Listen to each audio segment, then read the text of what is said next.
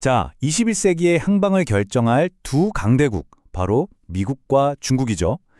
이 거대한 관계의 미래, 이걸 무려 95세 석학의 눈을 통해서 들여다본다면 어떨까요? 오늘 우리가 이야기할 왕건우 교수가 바로 그분입니다. 중국의 아주 깊은 역사 속에서 우리가 앞으로 나아갈 길에 대한 정말 놀라운 통찰을 제시하거든요. 하늘의 태양이 하나이듯 중국도 하나뿐이다. 이 한 문장, 여기에 중국을 이해하는 거의 모든 게 담겨 있다고 해도 과언이 아닐 겁니다. 이게 그냥 정치적인 구호가 아니에요. 수천 년 동안 중국 문명을 지탱해온 거의 종교적인 믿음에 가까운 바로 통일이라는 절대 가치에 대한 선언인 거죠. 네, 통일이 되면 뭐든지 할 수 있지만 분열되면 그 끝은 혼란뿐이다. 이 믿음이야말로 지난 100년간의 그 격동의 역사를 거쳐서 오늘날의 중국을 만든 아주 근본적인 철학입니다.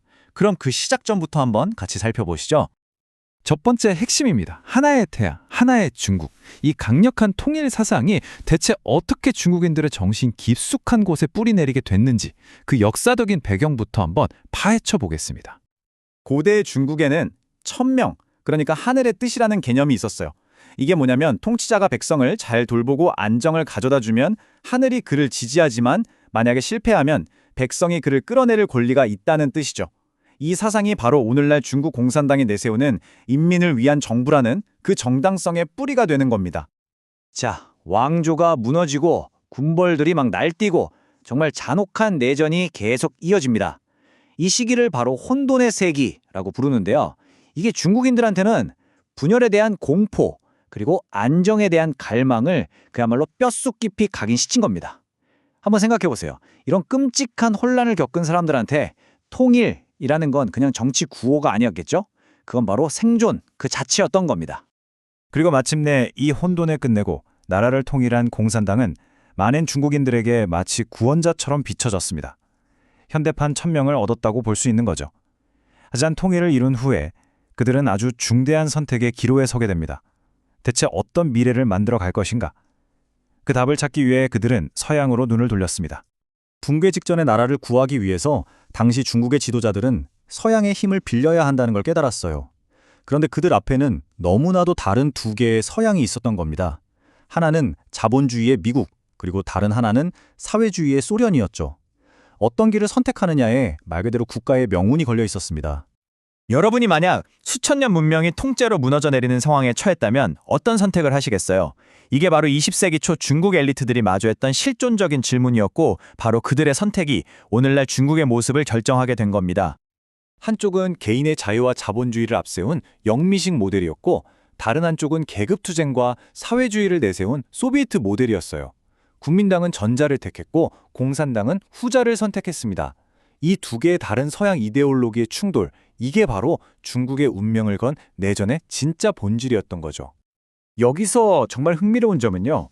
양쪽 모두 중국을 구하자는 그 애국적인 목표는 똑같았다는 거예요.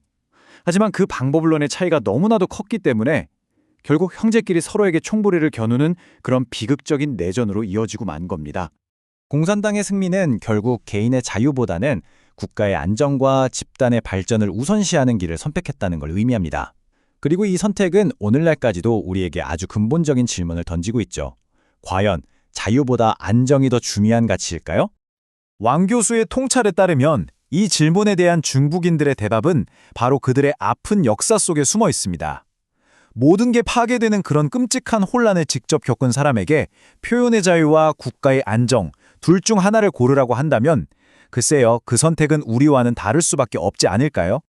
여기서 우리는 좋은 정부란 무엇인가에 대한 두 가지의 완전히 다른 시각을 엿볼 수 있습니다. 서구의 선거 정치가 규칙을 지키는 과정을 중요하게 생각한다면 중국의 행정 정치는 국민의 삶을 실질적으로 개선하는 결과로 평가받는 거죠. 마치 축구 경기처럼 보이는 정치와 실제 삶의 질을 높이는 통치. 어느 한쪽이 무조건 더 낫다고 말할 수 있을까요? 바로 이게 현대 종국의 암묵적인 사회계약이라고 할 수 있습니다. 국가는 경제발전과 안정을 보장할 테니 시민들은 정치적인 비판을 삼가달라는 거죠. 매일의 삶이 조금씩 나아지고 미래에 대한 희망이 있다면 사실 많은 사람들에게 이 거래는 충분히 받아들일 만한 것으로 여겨지기도 합니다. 이렇게 각자 다른 방식으로 초강대국이 된 미국과 중국. 하지만 겉으로 보이는 화려함과는 달리 두 나라 모두 지금 심각한 내부적인 균열과 모순에 시달리고 있습니다. 왕 교수는 이 점을 경고합니다.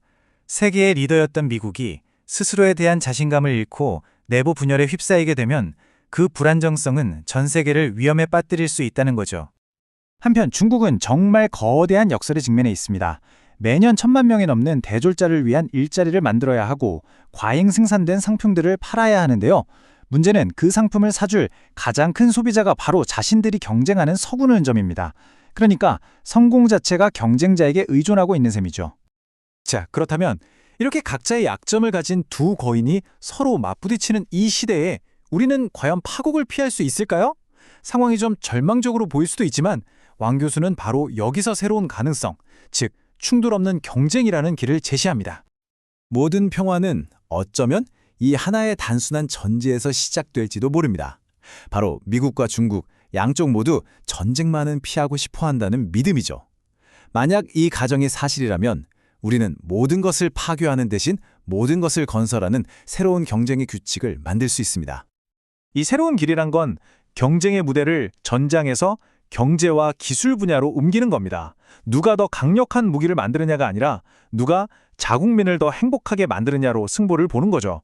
이건 제로섬 게임이 아니라 더 나은 미래를 향한 긍정적인 경쟁이 될 수 있습니다. 이제 목표는 상대를 파괴하는 게 아니라 상대를 뛰어넘는 것이 됩니다. 이것이 바로 왕 교수가 말하는 총성 없는 전쟁, 즉 경제와 기술로 싸우는 방식인 거죠. 과연 우리는 갈등 대신 경쟁 위에 새로운 세계 질서를 구축할 수 있을까요? 95세의 석학이 우리에게 던진 이 질문에 대한 답에 어쩌면 우리 모두의 미래가 달려 있는지도 모르겠습니다.